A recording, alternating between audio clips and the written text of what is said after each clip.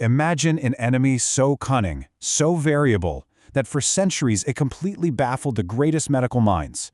We're talking about a disease that could pop up as just a single numb spot on the skin, or literally ravage the entire nervous system and body.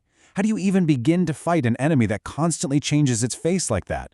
Well, today, in this explainer, we're diving into the fascinating evolutionary quest to classify leprosy, and looking at how doctors eventually learned to tame it. So, here's our quick roadmap for today. We're going to cover the chameleon disease, why do we classify, a history of classification, the Ridley-Jopling spectrum, modern WHO guidelines, and finally, new diagnostic frontiers. All right, part 1. The chameleon disease, a disease of many faces. So at its core, leprosy is a chronic infection, but its manifestations are just wildly diverse. And honestly, this isn't some new discovery. If you look way back to ancient India, texts like the Sushruta Samhita from 600 BC already recognized this sort of dual nature. They divided the disease into Vat-Rukta, which was for cases with heavy neural involvement, and Arun Kushta for the more widespread skin or cutaneous form. So for literally thousands of years, humans have recognized the extreme opposite ways this illness can present itself. Moving on to part 2, why do we classify? Taming the chaos. It's a totally fair question, right? If it's all caused by the exact same bacteria, why go through all the trouble of dividing a single disease into so many different categories? I mean, why not just treat it all as leprosy and call it a day? Well, because with a disease as unpredictable as this one, the stakes are incredibly high. We're often talking life or death. Getting the classification wrong has absolutely devastating consequences. It dictates the specific treatment line, it predicts the agonizing risk of nerve deformities, and it determines if a patient is open and highly infectious to others. And on a macro level, it standardizes global communication. We need doctors everywhere speaking the exact same clinical language so they can actually share data effectively. Which brings us to Section 3, a history of classification, the messy middle. You know, the journey to our modern understanding was anything but a straight line. It was this really messy historical struggle to try and shove complex clinical observations into neat little boxes. We jump from those ancient texts in 600 BC all the way to the first international attempt to categorize it in Manila in 1931. And what followed was just this rapid-fire series of attempts to tweak morphological categories at various medical congresses. Cairo in 38, Pan American in 46, Madrid in 53, the Indian classification in 55. Doctors were constantly evolving these systems to make sense of the disease, but they were relying almost entirely on what they could see with the naked eye. Let's actually zoom in on the Madrid classification of 1953, because this was a real game changer. This system brilliantly introduced 2 stable types and 2 unstable groups. It gave us the foundational terms that we actually still use today: Lepromatous for the widespread severe type, Tuberculoid for the more contained type, and importantly, it acknowledged that murky middle ground with the indeterminate and borderline groups. It was a massive leap forward in standardizing the disease globally. Now, what's super interesting is that the Indian classification, which was drafted right around the same time and adopted in 1955, they noticed something Madrid missed. Indian leprologists recognized that flat skin lesions without feeling, in cases where only the nerves were involved, well, those were totally distinct entities. So they explicitly added maculoanesthetic and polyneuritic to their categories. That adaptability is absolutely key when treating such diverse presentations. And of course, science is always refining itself, right? By 1981, the new Indian Association of Leprologists classification streamlined things even further.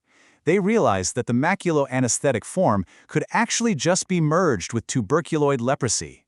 That brought the whole system down to 5 manageable groups, making life much easier for both fieldworkers and researchers.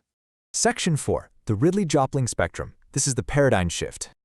Okay, so up until the 1960s, doctors were basically just sorting patients by what their skin looked like. But then, in 1966, Ridley and Jopling published this massive breakthrough that shifted everything. They moved classification away from those rigid visual boxes and introduced a fluid immunological spectrum based on a 5-group system. Sitting right smack in the middle of it is BB, or mid-borderline leprosy, which is this highly unstable form of the disease. What Ridley and Jopling brilliantly realized was that clinical, bacteriological, and histopathological features aren't isolated. They are all intrinsically interwoven into a continuous spectrum. It's like a sliding scale. As you move from left to right, the patient's cellular immunity decreases while the density of the bacteria increases.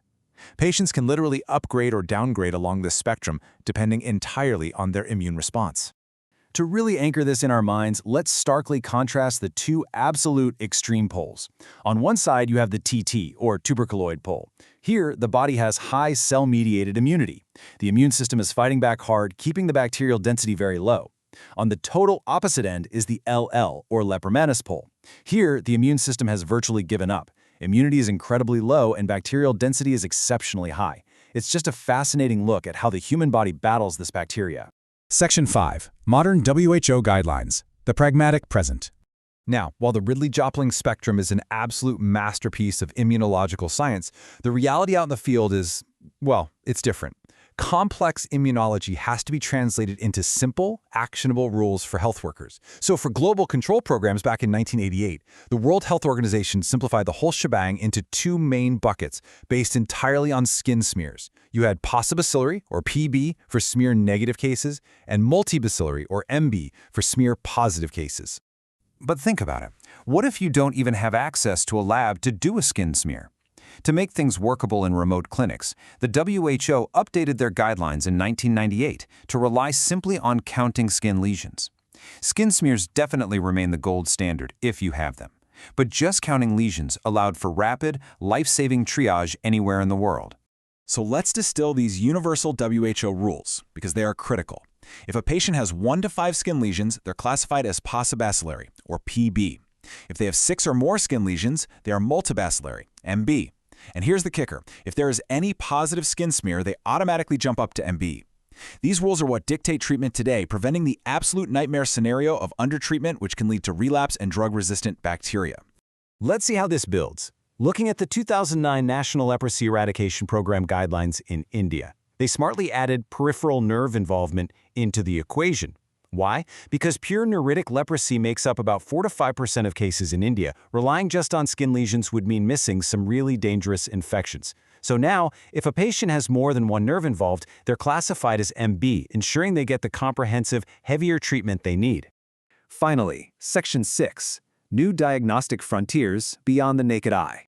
We are moving way past just counting lesions or doing basic smears. Today, science is giving us some truly innovative ways to classify difficult cases. Like, we can look at the total number of body areas involved, or whether lesions are larger than 5 centimeters. But the really exciting frontier? Serology. The ML flow test can rapidly detect specific IgM antibodies against the bacteria's PGL1 antigen. Essentially, it lets us spot the exact red flags the immune system is waving to signal the infection. It's fast, it's easy, and it's an incredible tool.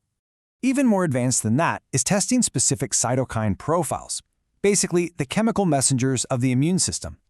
By looking at these messengers, we can predict exactly which pole the disease is heading toward at its incipient stage. If the body is secreting interferon gamma, it signals a strong immune fight pushing toward that safer PB pole. But if we see IL-4 or IL-5, it warns of a dangerous progression toward the severe MB pole. We are literally reading the immune system's biological signals as they happen. I want to conclude with this really thought-provoking quote directly from our source material. A single classification to meet everyone's expectation, though desirable, may be very difficult to arrive at. When you think about it, from ancient texts recognizing dual forms to cutting-edge cytokine profiling today, this explanator really highlights how our quest to perfectly categorize human disease is this never-ending, deeply fascinating journey. How do you think the next generation of medical technology will redefine what we thought we knew about this ancient chameleon? Thank you so much for joining us for this explanation, and keep staying curious.